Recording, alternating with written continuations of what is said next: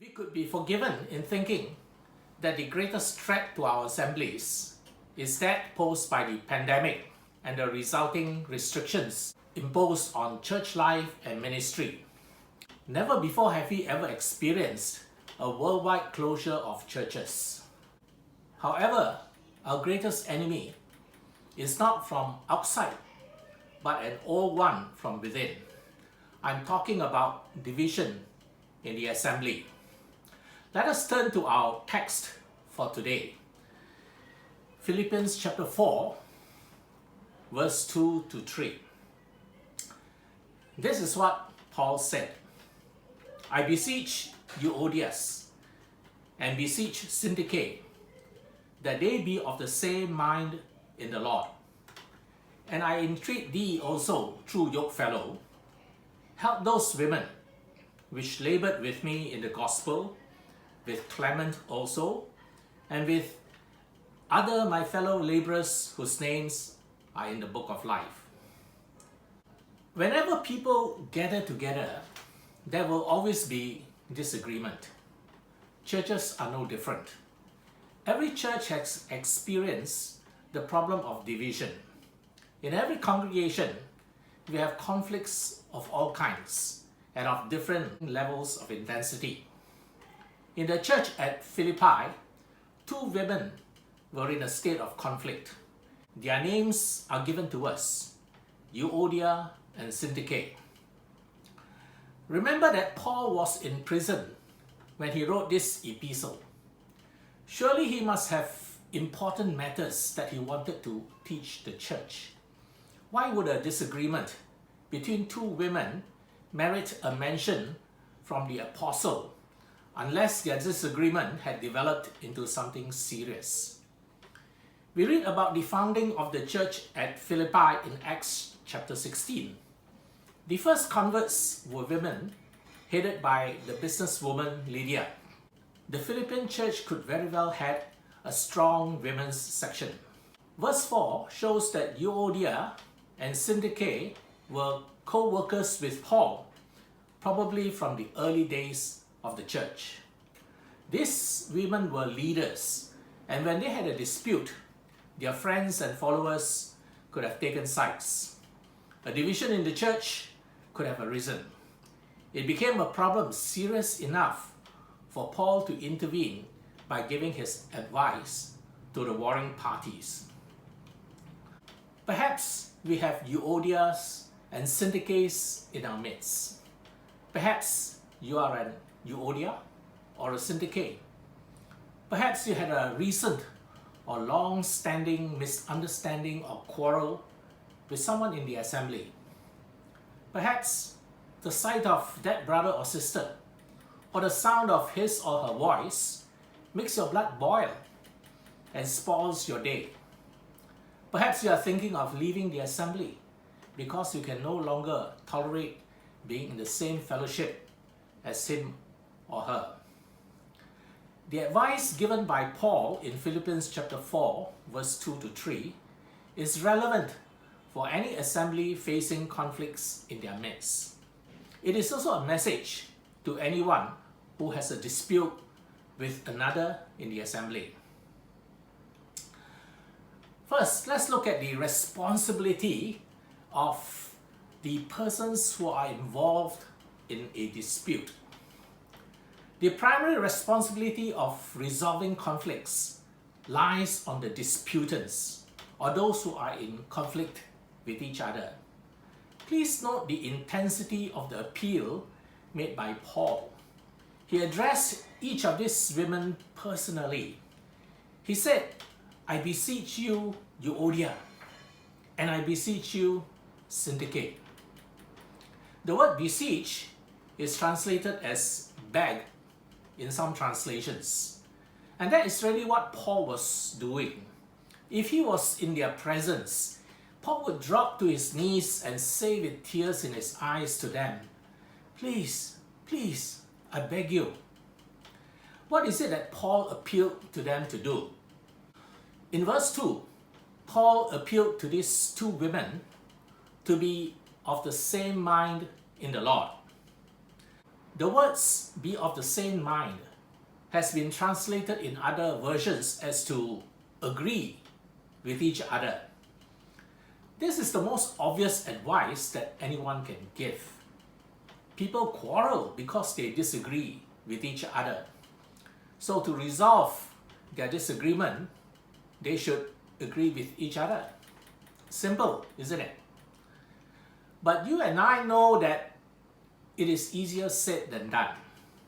For people in disagreement, agreeing with each other is the hardest thing to do. As Paul appealed to these two women to be of the same mind, we want to ask the question, what does to be of the same mind mean in practical terms? Thankfully, Paul explained this in detail in an earlier part of this epistle.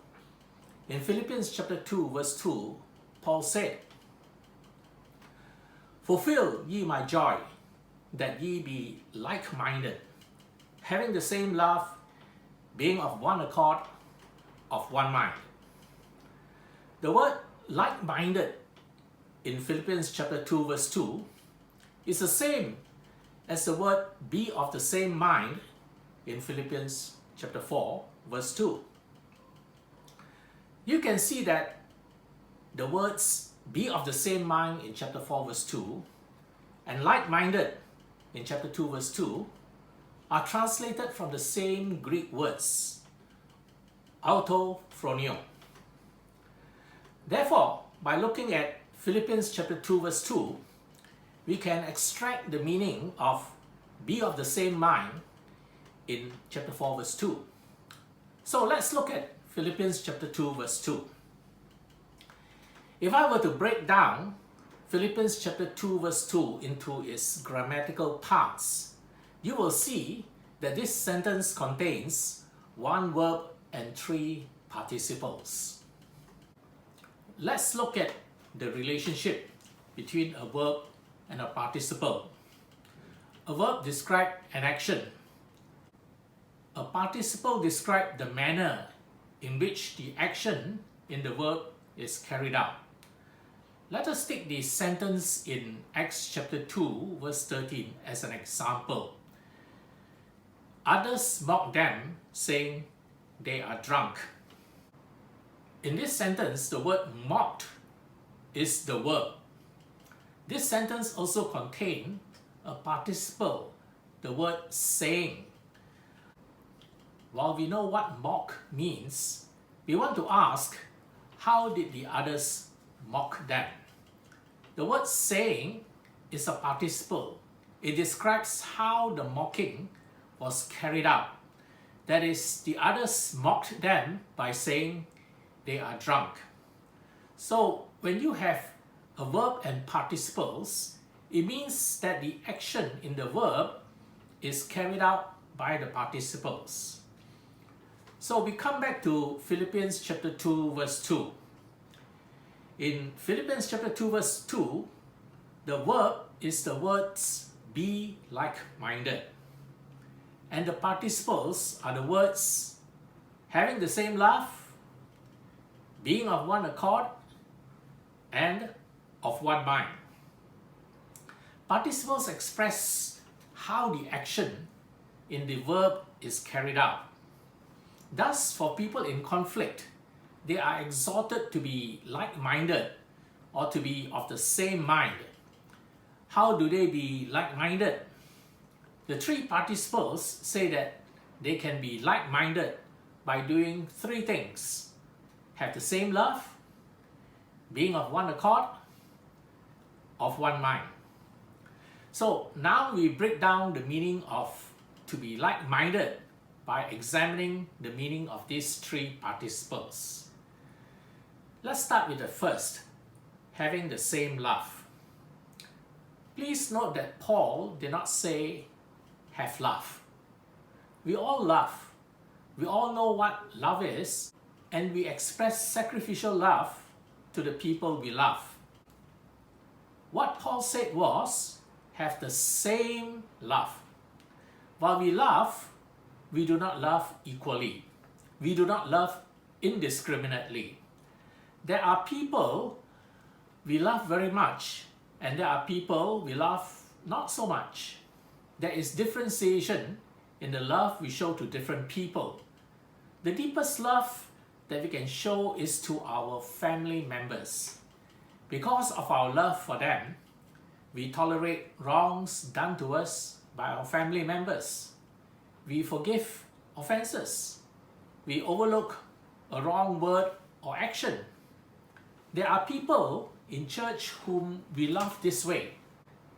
They are in our circle of close friends. Let's call this circle our circle of love. Who is in this circle? Some elders. Not all the elders, only certain ones. Certain deacons, certain fellow workers, certain church members. They are in the circle for various reasons. They are people we get along with, people we socialize with often, people who have the same views, common interests as us. There are other people in the church who do not fall into this circle. If a wrong word is spoken by someone in our circle of love, we overlook, we tolerate, and we forgive. But if the same word is spoken by someone outside the circle, we take offense. We demand an accounting, an apology. To one we can forgive, but to another we cannot. What is the difference between these two persons? We love one more than the other. We love, but we discriminate in our love. Our conflicts are usually not with people in our circle of love, but with those outside. So, what should we do? We must be like Jesus Christ. His circle was the world. There was no one outside of his circle. He loved Judas Iscariot as much as he loved John. That was why he could die for sinners. To those who followed him, he loved them. But what about those who didn't? In Mark chapter 10 verse 21, we read, Jesus looked at him and loved him. One thing you lack, he said. Go sell everything you have and give it to the poor, and you will have treasure in heaven. Then come, follow me. For the rich young ruler, he could not bring himself to follow Jesus Christ. Yet we read that Jesus loved him also. Thus we are to have the same love for everyone in our fellowship. We should not love some less than others. Let me round this up with what Peter says. In 1 Peter chapter 4 verse 8, he says, above all, love each other deeply, because love covers over a multitude of sins. Let's now look at the second participle, being of one accord. This phrase is translated from just one word, sun sukoi.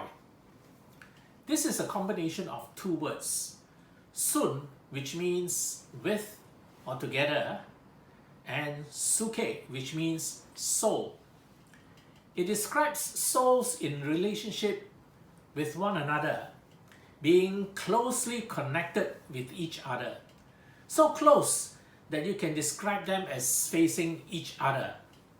I like to describe the relationship as soul to soul. We are like onions. There are many layers to our identity. The outermost layer is perhaps what people can see, our race. One is Chinese, another is Indian. We can tell from the color of our skin. If we were to peel away that layer, we come to the layer of where we come from or our nationality. One is Singaporean Chinese, another is Malaysian Chinese. Peel away that layer and we come to the person's job. One is a bank executive, another a mechanic. Peel away that layer, we come to education. One is a degree holder, another just a high school certificate holder. Peel away that layer, we come to religious preference, conservative assembly, progressive, charismatic, etc. Do you see what I'm getting at? We think that what defines us and others are things like race, educational qualifications, job, religious views. We treat these layers as important aspects of our identity. We relate to one another and we judge one another on the basis of these layers of the onion. When we look at a person, what do we see? Perhaps we see one person as a Western educated, liberal, affluent lawyer, or we see another person as an old-fashioned, Chinese educated, conservative, middle-class teacher. We can agree and get along with those who have the same onion layers as us. We feel comfortable with them. However, those with different layers make us uncomfortable. We get into conflict easily with those whose layers are different. If we were to peel away all the layers of the onion and come to the heart of the onion, what do we find? The soul. That is who we truly are. The souls of all believers are the same. When Jesus Christ looks at our souls, He doesn't see our race, social background, professional status, or religious affiliation. He sees the raw, pure soul of a sinner saved by grace. That is who He died for. That is who He loves. God wants us to peel away the onion skins from ourselves and others. He wants us to see each other as souls loved by Jesus Christ and for whom He died. When we relate to each other, we are to do so as one soul to another soul. Those who work in the kitchen will tell you that peeling onions will bring tears. It won't be easy to change how we look at each other. Now we look at the third participle of one mind. This phrase is again difficult to translate. Literally, it means thinking the one thing. It is not thinking the same thing. There is too much diversity among free moral beings like us. Homogeneous thinking is impossible to achieve. On any one issue, well-minded Christians can and will disagree.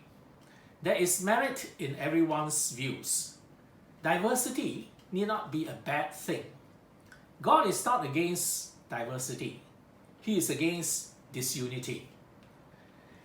We should all be united in our pursuit of the one thing. The one thing are the specific goals that an assembly should set its collective mind on. For example, salvation of the nation, mission to the unsaved, strengthening of families, welfare of the poor.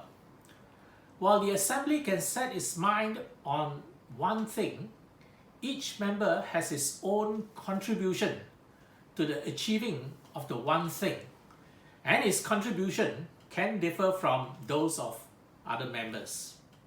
Let me illustrate. The one thing which all of us must aim for is the gospel. However, each of us need not do the same thing. For example, one can preach from the pulpit. Another can sing in a choir. Another can organize the outreach event. Another can create publicity materials. Another can go distributing door to door. Others invite their friends. Others serve as counselors to seekers. The one thing, the most important thing, is the gospel. Everyone should think the one thing, aim for that one thing, and give his all for that one thing. However, each person performs a different function, service or ministry in contributing to that one thing. This is where there is unity in diversity. There are many goals that should unite us, and we should be mobilized to pursue these goals, utilizing the different gifts and contribution of every member of the assembly. The role of each member should be important and precious to us.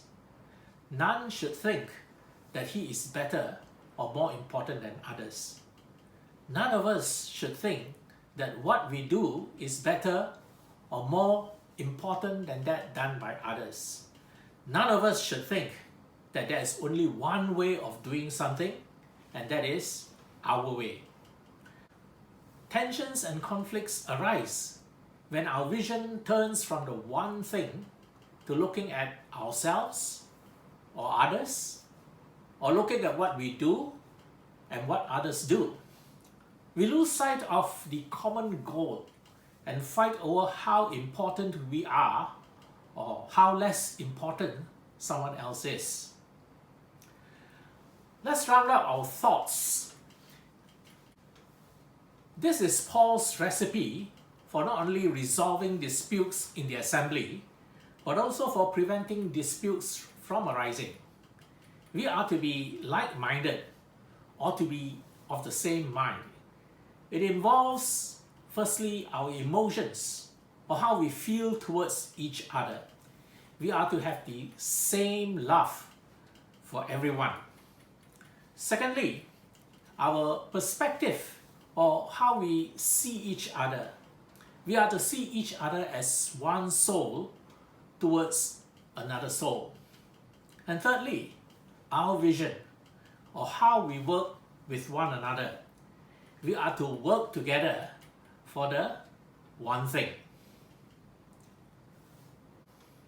The responsibility for resolving conflicts also falls on the rest of the assembly. Just as people in conflict have a major responsibility to resolve their conflicts, the rest of the assembly also have a role to play. In the case of the conflict between Euodia and Syntyche in the Philippian church, Paul had this to say, "And I entreat thee also, true yokefellow, help those women who labored with me in the gospel, with Clement also, and with my other fellow laborers whose names are in the book of life." Paul addressed someone whom he calls true yokefellow.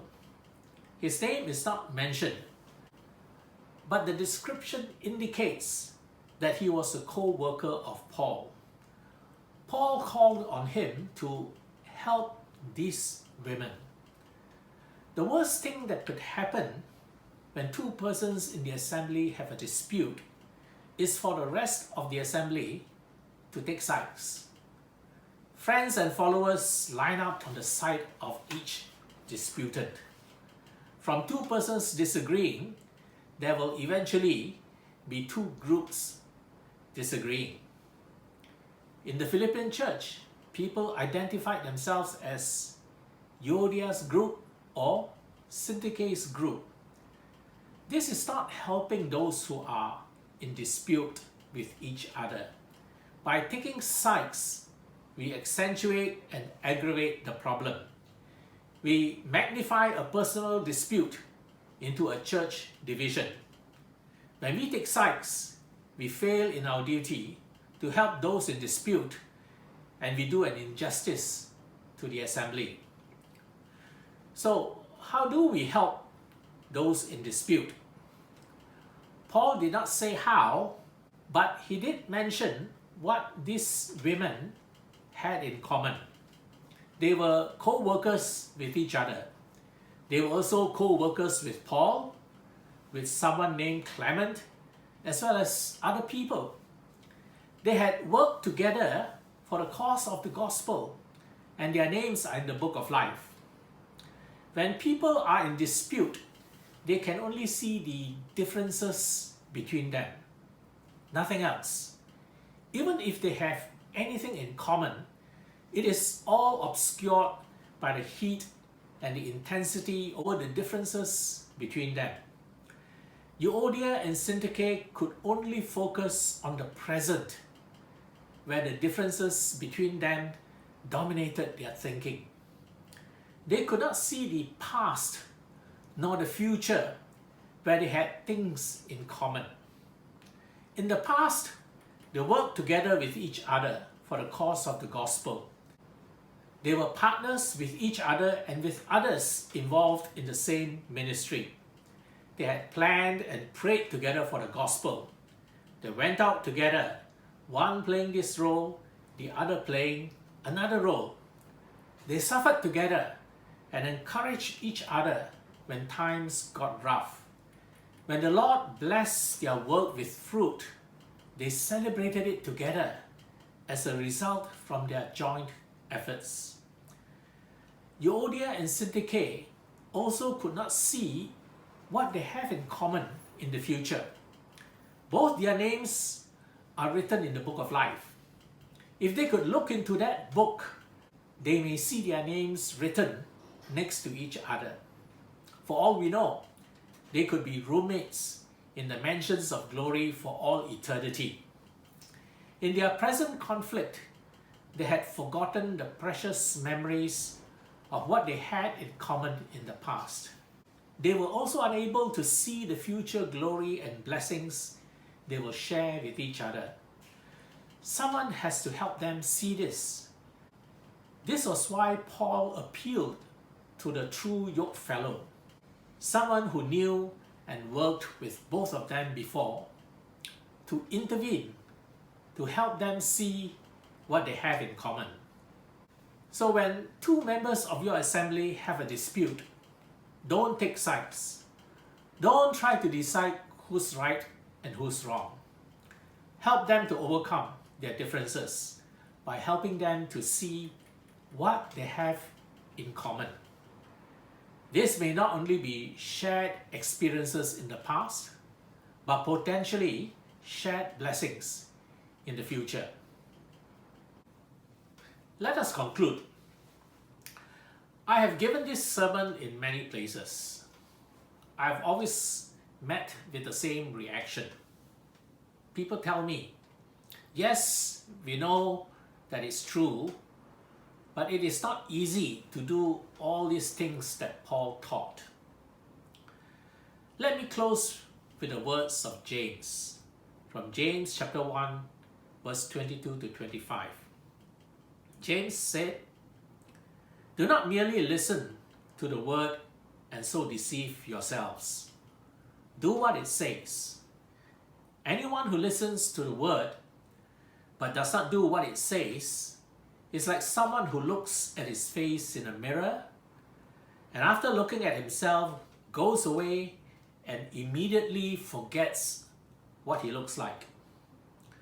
But whoever looks intently into the perfect law that gives freedom and continues in it, not forgetting what they have heard, but doing it, they will be blessed in what they do."